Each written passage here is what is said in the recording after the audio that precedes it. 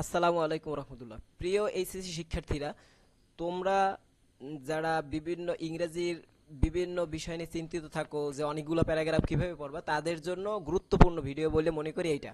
তো আমি আজকে একটা প্যারাগ্রাফ নিয়ে আলোচনা করতেছি। এই প্যারাগ্রাফটা হচ্ছে কজ অ্যান্ড ইফেক্ট টাইপের একটা প্যারাগ্রাফ। অর্থাৎ আমি এক কথায় বলি, যত ধরনের সমস্যা আছে সব ধরনের সমস্যাকে সমস্যা টাইপের প্যারাগ্রাফ এই একটা ফরম্যাট দিয়ে কি করতে পারো, তুমি কাভার দিতে পারবে। এই জন্য তুমি যে কাজটা করবা, এখন এই প্যারাগ্রাফটাকে একটা স্ক্রিনশট দিয়ে রাখো, এবার খাতায় লিখে লিখে পড়বা। এখন তুমি যে কাজটা করবা, যারা কষ্ট কম করতে চাও অথবা পড়ে মনে থাকে না, তারা যে কাজটা করবা, তোমরা আমি একটু নিচে দেখাইতেছি, জাস্ট তুমি একটু স্ক্রিনশট দিয়ে নাও।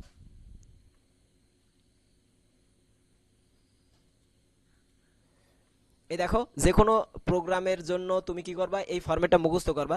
জাস্ট এখানে কি করবা, এখানে যে খালি ঘর দেখা যাচ্ছে না, ওই খালি ঘরটায় তুমি সমস্যাটার নাম লিখবা। এই যত খালি ঘর আছে, খালি ঘরে কি করবা, সমস্যার নাম লিখবা। তোমাদেরকে আরেকটা কথা বলে নি, তোমরা যদি এরকমের খালি ঘরে শুধু নাম লেখো, সেই ক্ষেত্রে কিন্তু তুলনামূলকভাবে নাম্বার কম দেবে, 10-এর ভিতর হয়তো 3 থেকে 4 মার্ক দেবে। এটা কিন্তু যথেষ্ট সাফিসিয়েন্ট না তোমার জন্য। এখন তোমার জন্য কি করণীয় একটু পরে বলতেছি। জাস্ট যারা পারবা না, মোটেই পারবা না, তারা কি করো, জাস্ট এখানে নাম লিখবা। আর এখানে কি করবা, এই যে কারণের জায়গাটা দেখছো, এখানে কি করবা, কারণ লিখবা। কারণ লিখবা, কারণ। এখন যারা কারণ লিখতে পারবে না, তারা শুধুমাত্র কি করবে, এই জায়গাটা আর খালি রাখার দরকার নেই, শুধুমাত্র ওই যেখানে নাম বসাইতে বলছি ওই নামগুলো কি করবা, এই যে খালি ঘরে কি করবা, তোমরা নাম বসাই দেবা। নাম বসাই দেবা। তারপরেই তোমার কি হয়েছে, মোটামুটি প্যারাগ্রাফের একটা ঝামেলা মোটামুটি তোমার মাথা থেকে নেমে যাবে। তাহলে একটা প্যারাগ্রাফ দিয়ে যে কোনো ধরনের প্যারাগ্রাফ তুমি লিখতে পারো। কোন ধরনের প্যারাগ্রাফ, কজ অ্যান্ড ইফেক্ট, এক কথায় সমস্যা সংক্রান্ত। এখন আমি একটু তোমার শুরু থেকে বলি। দেখো, ভালো মার্ক পাওয়ার জন্য যে কাজটা করতে হবে, ধরো তোমার একটা সমস্যা আসছে, কি সমস্যাটা হচ্ছে লোডশেডিং। এখন এই লোডশেডিংটা কি, একটা সংজ্ঞা তো তোমার দেয়া দরকার। তুমি জাস্ট কি করবা, এই যে এখানে আছে না, এই এখানে যতটুকু জায়গা দেখতেছে, এই যে ব্লু কালার যে লেখাগুলো দেখা যাচ্ছে, তুমি জাস্ট এখানের এই লাইন কয়টাকে, আমি আবার বলি, এই লাইন কয়টা কি করবা, তুমি একটু মার্ক করে দেখাই আমি।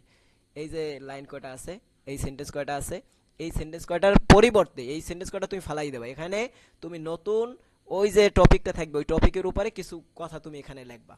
আমি কি বুঝাইতে পারছি?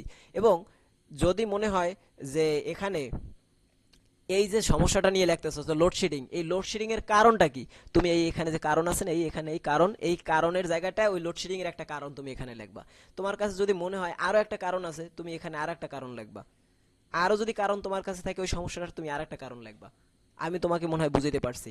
এরপরে খালি ঘরে তুমি নাম নাম লিখবা। এরপরে আহ, এই যে সমস্যাটা, আসলে সমস্যাটা কি ঘটায়, তুমি এখানে লিখবা ইট কজেস, এটা ঘটিয়ে থাকে, এই সমস্যা ঘটায়, সেটা এখানে লিখবা। এরপরে দেখো, এখানে আবার এই লাল কালি দিয়ে দেয়া আছে, মার্ক করা আছে, দেখছো এই মার্ক করা। এখানে কি দেখছি, দ্য মোস্ট ইম্পর্টেন্ট মেজর সাসেস, অর্থাৎ কিছু প্রয়োজনীয় পদক্ষেপ, এইটা সমাধানের জন্য কিছু প্রয়োজনীয় পদক্ষেপ আর কি নেওয়া দরকার। সেই প্রয়োজনীয় পদক্ষেপগুলো কি কি, তুমি এই প্রয়োজন, এইটা সমাধানের, এই সমস্যাটা সমাধানের জন্য যেসব পদক্ষেপ নেওয়া দরকার, সেই পদক্ষেপগুলো নেবা। যদি তুমি মনে করো না তা লিখতে পারতেছো না, সেই ক্ষেত্রে তুমি কি করবা, এই বাকি অংশ থেকে তুমি লিখে দেবা। তাহলেও তোমার 5 থেকে 6 মার্ক তো ন্যূনতম তুমি পাবা ইনশাল্লাহ, যদি সুন্দরভাবে লিখতে পারো। আমি মনে হয় তোমাকে বুঝাইতে পারছি। এখন আসি, তোমরা যারা একটু বেশি নাম্বার পাইতে চাও, এখানে কারণগুলো তোমাদের জানা নাই, কি কারণ বসাবা, তারা কি করবা জানো, তোমরা এখানে কিছু কারণ, আমি একটা উদাহরণ হিসেবে দিছি, দেখো এনভায়রনমেন্ট পলিউশন দিছি, দেখছো এই এনভায়রনমেন্ট পলিউশনের আমি কি করছি, এখানে কয়েকটা লাইন, এই দেখছো এনভায়রনমেন্ট পলিউশনের উপরে কয়েকটা লাইন লিখছি। এরপরে এনভায়রনমেন্ট পলিউশনের কারণটা কি, এই এখানে কারণ লিখছি। এই কারণগুলো, এই যে লাল কালি দেয়া দেখতেছো, এইগুলো কিন্তু এনভায়রনমেন্ট পলিউশনের কারণ। জাস্ট তুমি যদি প্রত্যেকটা সমস্যাকে এইভাবে ভেঙে ভেঙে যদি লিখতে পারো, আমি আশা করি তোমার নাম্বার দেবে। আর যদি তাও না পারো, ন্যূনতম যে কাজটা করেছি, ফর্মেটটা দেখাইলাম, শুধু মধ্যে নাম বসাই দিও, কারণটা, কারণের জায়গাটা তুমি কি করবে, উঠাই দেবো, ওখানে আর কারণ লেখার দরকার নেই। জাস্ট কি করবা, এনভায়রনমেন্ট পলিউশনের জন্য এই যেটা। আর এই যে সাদা লেখাগুলো দেখতেছে, এগুলো প্রত্যেকটা সমস্যার জন্য লেখাগুলো এক থাকবে। শুধুমাত্র তোমার পরিবর্তন করতেই হইবে, কোন জায়গাগুলোয়, এই যে লাল জায়গাগুলো আছে, এই জায়গাগুলো পরিবর্তন করতে হবে, তাহলে তুমি ভালো নাম্বার ক্যারি করতে পারো। কিন্তু যদি না পারো, সেই ক্ষেত্রে তোমার জন্য চিকিৎসা হচ্ছে এইটা, তুমি এই ফরম্যাটটায় জাস্ট জায়গায় জায়গায় কি করবা, নাম বসাই দেবা।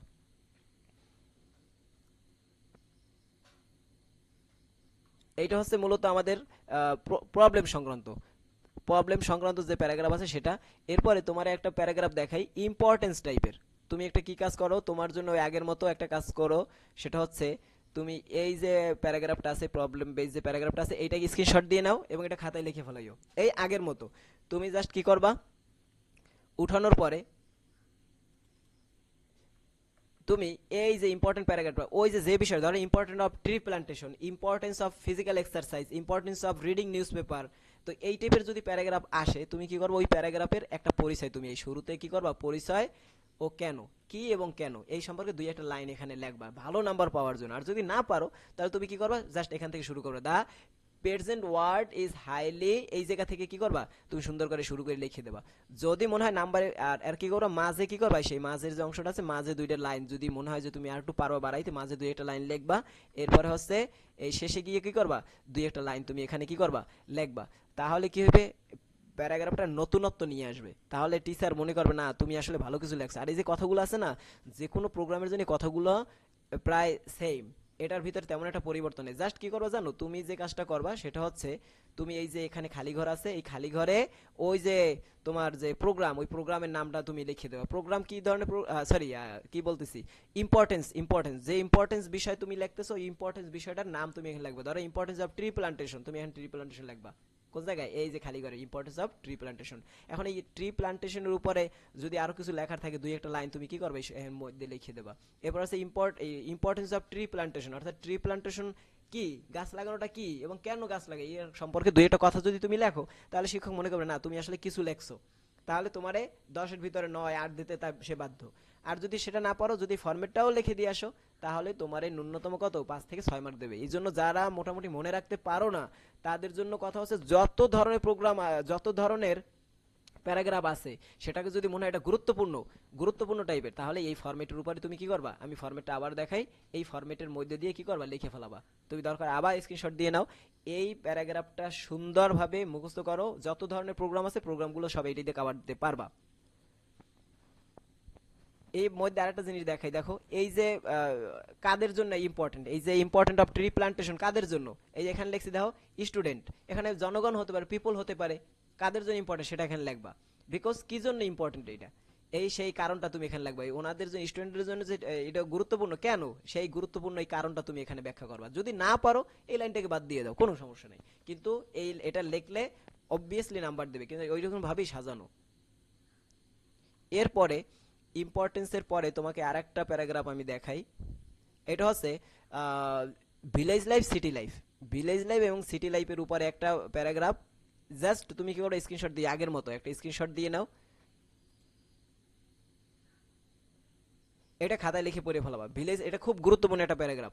এখন যদি মনে করো ভিলেজ লাইফ সিটি লাইফ পড়ছো, কিন্তু ভিলেজ লাইফ বা সিটি লাইফ আসলো না, তাহলে তুমি কি করবা, এই যে নিচে যে জায়গাগুলো দেখছো, দাগ দেয়া জায়গাগুলো দেখছো, আমি একটু মার করে দেখাই। এই দেখো নিচে যে দাগ দিয়ে রাখছি, এই নিচে জাস্ট এই জায়গাগুলোর কি করবা, তুমি পরিবর্তন করবা। যদি অন্য কোনো প্যারাগ্রাফ আসে, অর্থাৎ পার্থক্যমূলক, যেমন শহর জীবন এবং গ্রামীণ জীবনের মধ্যে পার্থক্য কি, অথবা আসলে মনে করো অনলাইন এডুকেশন, আর একটা হচ্ছে কি অনলাইন, আর একটা হচ্ছে অফলাইন এডুকেশন, দুইটা শিক্ষার মধ্যে কি পার্থক্য, তো এইরকম পার্থক্যমূলক যা কিছু আছে কি করবে, এই একটা দিয়েই কাভার দেবা।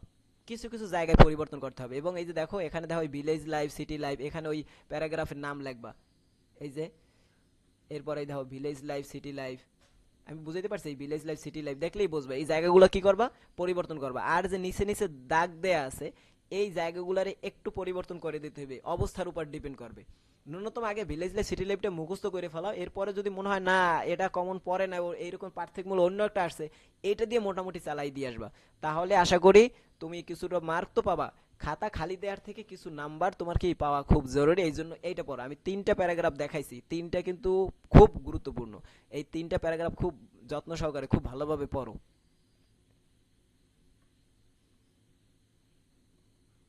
এরপরে দেখো আরেকটা প্যারাগ্রাফের কথা তোমাকে বলি, সেটা হচ্ছে use and abuse. Paragraph format কি, ইউজ অ্যান্ড অ্যাবিউজ। তাহলে এটা যে তুমি যে ভালো কাজে ব্যবহার করলা, অপব্যবহার করলা, এরকম ভালো কাজে ব্যবহার করলে সুবিধা কি, মানে খারাপ কাজে ব্যবহার করলে এটার কুফলটা কি।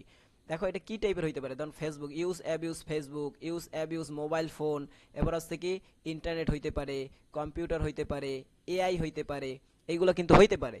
তো এটার যে কি করবা, তুমি আগের মতো এই প্যারাগ্রাফটা কি করে একটা স্ক্রিনশট নাও সুন্দরভাবে। এরপরে তুমি যে কাজটা করবা, জাস্ট এখানে যে মার্ক করা দেখছো, এই যে মার্ক করা, এই যে মার্ক করা জায়গাগুলো, এখানে জাস্ট এসে কি করবা, ওই বিষয়টা ইন্টারনেট হলে ইন্টারনেট, ফেসবুক হলে ফেসবুক, এখানে জাস্ট লিখে দেবা।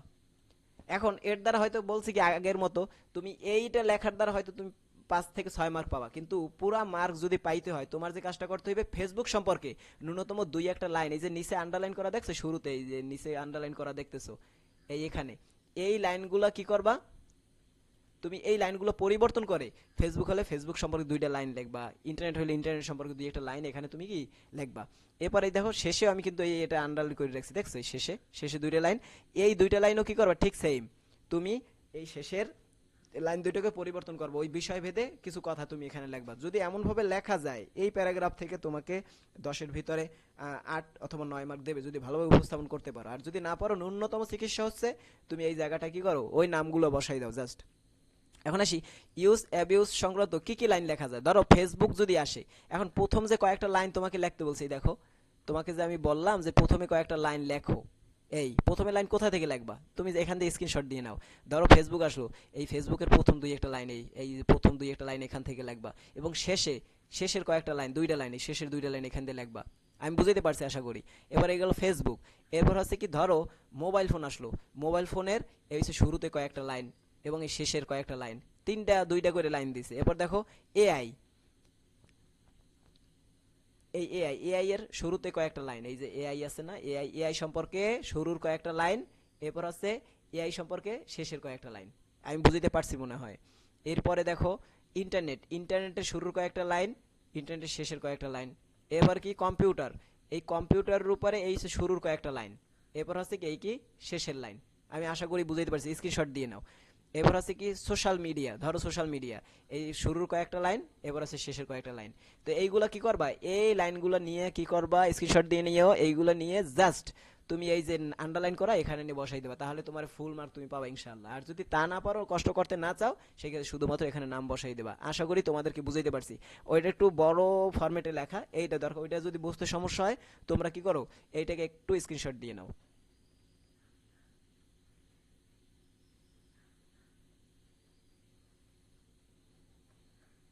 আশা করি ভিডিওটা তোমাদের ভালো লাগছে।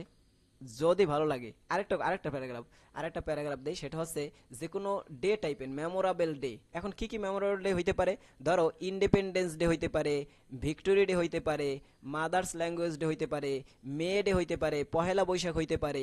হ্যাঁ, এই টাইপের যত প্যারাগ্রাফ আছে তুমি একটা ফরম্যাট দিয়ে কভার দিতে পারবে। এই জন্য তোমার কি করতে হবে, তুমি ফরম্যাটটাকে আগের মতো কি করো, তুমি এই ফরম্যাটটাকে একটা স্ক্রিনশট নাও। নেয়ার পরে তোমাকে নিচে দেখাচ্ছি যে তুমি কি করবা। এবার একটু নিচে দেখো, এখানে তুমি এই যে এখানে দেখতেছো, এখানে তুমি কি করো, ওই প্যারাগ্রাফের নাম লিখবে। ধরো মে ডে, এখানে মে ডে লেখলা। এখন ওই মে ডে সম্পর্কে 2-1 পরিচয় তুমি এখানে দেবা, মে ডের 2-1 পরিচয় তুমি এখানে একটা লাইন দাও ন্যূনতম। এরপর আছে আবার এখানে দেখ খালি ঘর, এখানে মে ডে লিখবা, মে ডে অথবা ইন্টারন্যাশনাল ওয়ার্কার্স ডে অথবা 21 ফেব্রুয়ারি, এটা দিলা। এবার কত তারিখ এই প্রোগ্রামটা অনুষ্ঠিত হয় সেই তারিখটা এখানে দেবা। তুমি কি করবা, এখানে এই যে তারিখ দেবে, এখানে তারিখ কোন মাসে সেটা এখানে দেবা। বুঝাইতে পারছি। এরপর হচ্ছে দিবসটির ইতিহাস, উদ্দেশ্য বা গুরুত্ব যদি তোমার কাছে থাকে, তোমার জানা থাকে লেখবা, আর না জানা থাকলে কি করার। আর আমি ভিডিও শেষে এইটার সম্পর্কে আরো কিছু লাইন তোমাকে দিতেছি। এরপর দেখো, এরপরে এই যে আবার এখানে কি করবা, এখানে ওই প্যারাগ্রাফের নামটা লিখবা, ভিক্টোরি ডে হলে ভিক্টোরি ডে, এরপর হচ্ছে ইন্টারন্যাশনাল মাদার ল্যাঙ্গুয়েজ ডে হলে এই নামটা লিখবা। লেখার পরে এখন তোমাকে আমি যে কথা বলছি, এখানে দিবসের কিছু পরিচয় দিতে বলছিলাম, এই যে দিবসের কিছু পরিচয় তোমাকে দিতে বলছি, কোথা থেকে দেবা, এই পরিচয়টা দেখো। ধরো ইন্ডিপেন্ডেন্স ডে আসছে, এই আমি কিন্তু এখানে বাংলা সহকারে লিখে দিছি, দেখো বাংলা সহকারে লিখে দিছি যে ইন্ট্রোডাকশন অর্থাৎ পরিচয়, এই পরিচয় দিলে 1 লাইন দিয়ে দিছি। আমি তোমার কষ্ট হইবে যে আমি 1 লাইন দিছি, তুমি আরো বাড়াই পড়ো। এরপর আছে কত তারিখ, সেই তারিখ দিছি। এখন ইম্পর্টেন্স, এই দিনের গুরুত্বটা কি, এই যে ইম্পর্টেন্স দিয়ে দিছি, এই দিনের কি একটা গুরুত্ব আছে না, সেই গুরুত্বের 3টা লাইন দিছি অর্থ সহকারে, তুমি এইটা বসাই দেবা। এটা হচ্ছে ইন্ডিপেন্ডেন্স ডে। এরপর কি, এরপর হচ্ছে ভিক্টোরি ডে অর্থাৎ বিজয় দিবস, এই বিজয় দিবস সম্পর্কে একটা লাইন দিছে, এই যে পরিচয় সংক্রান্ত একটা লাইন দিছি। এরপর তারিখ, কত তারিখ, এই বিজয় দিবসের গুরুত্বটা কি, এই গুরুত্ব সংক্রান্ত আমি কয়টা লাইন দিছি, এখানে 3টা লাইন দিছি। এরপর হচ্ছে কি ইন্টারন্যাশনাল মাদার ল্যাঙ্গুয়েজ ডে, এটা সম্পর্কে পরিচয়মূলক এইরকম একটা লাইন দিছি। এরপর হচ্ছে কত তারিখ হয় ইন্টারন্যাশনাল মাদার ল্যাঙ্গুয়েজ ডে। এরপর হচ্ছে এর গুরুত্বটা কি আসলে আমাদের জন্য, সেই গুরুত্বটা কিন্তু এখানে লিখছি। এরপর হচ্ছে মে ডে, এই মে ডে সংক্রান্ত আসলে প্রথমে একটা লাইন মনে হয় মিসিং হয়ে গেছে। যাই হোক, তুমি মে ডে সংক্রান্ত একটা লাইন লিখবা, এরপর হচ্ছে কত তারিখ মে ডে হয়, এরপর হচ্ছে মে ডে এর ইম্পর্টেন্সটা কি, গুরুত্বটা কি সেটা লিখবা। এরপর হচ্ছে কি পহেলা বৈশাখ, এই পহেলা বৈশাখের ফার্স্ট লাইন এটা লিখলাম মনে করো। এরপর হচ্ছে তারিখ দিলা, এরপর ইম্পর্টেন্স এই পহেলা বৈশাখের গুরুত্ব কি সেটা লিখলা। এবার আছে কি ইন্টারন্যাশনাল লেবার ডে অর্থাৎ আন্তর্জাতিক শ্রমিক দিবস, এটার সম্পর্কে প্রথমে একটা লাইন লেখলা, প্রথমে একটা লাইন, এরপর আছে কত তারিখ হয়, এরপর আছে এর গুরুত্বটা কি এটা তুমি লেখলা। আমি আশা করি তোমাকে বুঝাইতে পারছি। যে এখন জাস্ট স্ক্রিনশট দিয়ে দিয়ে তুমি সুন্দরভাবে, অর্থও দেয়া আছে, সুন্দরভাবে পড়ে ফেলো। বড় হয়ে যাইতেছে এই জন্য আর পড়ে পড়ে বুঝাই দিলাম না, অনেক সময়ের দরকার। তোমরা জাস্ট একটু বুঝতে পড়ার চেষ্টা করো, একটু কষ্ট হইবে যদিও, একটু চেষ্টা করো। এই তিনটা ফর্মের যদি মাথায় থাকে, যে কোনো ধরনের প্যারাগ্রাফ তুমি অনায়াসেই চাইলে তুমি লিখতে পারবা। বিশেষ করে এই দিন সংক্রান্ত, দিবস সংক্রান্ত যে প্যারাগ্রাফগুলো আছে, এটা কিন্তু সুন্দরভাবে সাজাইয়ে দিছি, কোন জায়গায় কি লিখতে হবে আমি কিন্তু নিচে দিয়ে দিছি। জাস্ট তুমি কি করবা, এই যে এখানে দিবসের যে পরিচয়, দিবসের কে যে সংক্ষিপ্ত পরিচয়, ওই পরিচয় দেবা, আর হচ্ছে দিবসের ইতিহাস, উদ্দেশ্য, গুরুত্ব কি, এখানে তুমি কি করবা, গুরুত্বগুলো তুমি জাস্ট আলোচনা করবা। তাহলেই দেখা যাবে কি মোটামুটি ভালো একটা নাম্বার তুমি পাবা আশা করি ইনশাআল্লাহ। তো চ্যানেলটাকে অবশ্যই সাবস্ক্রাইব করে রাখো, লাইক কমেন্ট করো, শেয়ার করে রাখো, আর অন্যকেও দেখার জন্য উৎসাহিত করো। নতুন চ্যানেল, তোমাদের সাপোর্ট হয়তো আমার উৎসাহের কারণ হইবে ইনশাআল্লাহ। নামাজ পড়বা, অন্য ধর্মাবলম্বী যারা আছো তোমরা অবশ্যই তোমাদের ধর্মগুলো যথাযথভাবে পালন করবা। তো আল্লাহ হাফেজ।